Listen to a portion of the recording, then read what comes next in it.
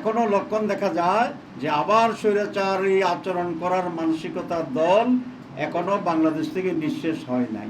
আমরা সংস্কারবিহীন নির্বাচনকে আমরা গ্রহণ করব।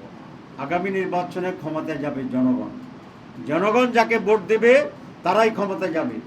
3-4 দিন আগে একটা জনসভা হয়েছে, সেই জনসভায় জামাত ইসলামীও গিয়েছে, অন্যান্য ইসলামের দল গিয়েছে, কিছু অন্যান্য দল গিয়েছে।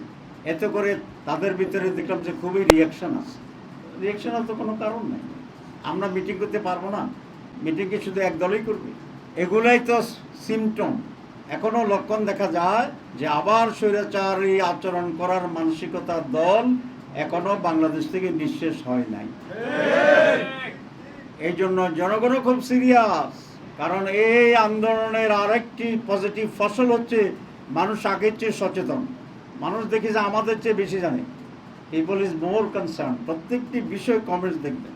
আগামী নির্বাচন সুস্থ হইতে হবে, সঠিক হইতে হবে, নিরপেক্ষ হইতে হবে, লেভেল প্লেইং ফিল্ড পূর্বাহ্নেই এটাকে নির্ধারণ করতে হবে, নিশ্চিত করতে হবে।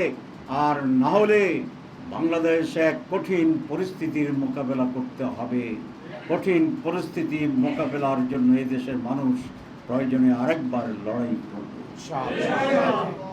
এক স্বৈরাচার যেমনি গেছে, এই লড়াই আরও স্বৈরাচার যারা চিন্তা করবেন স্বৈরাচার হওয়ার, তারাও বিদায় নিতে বাধ্য হবে।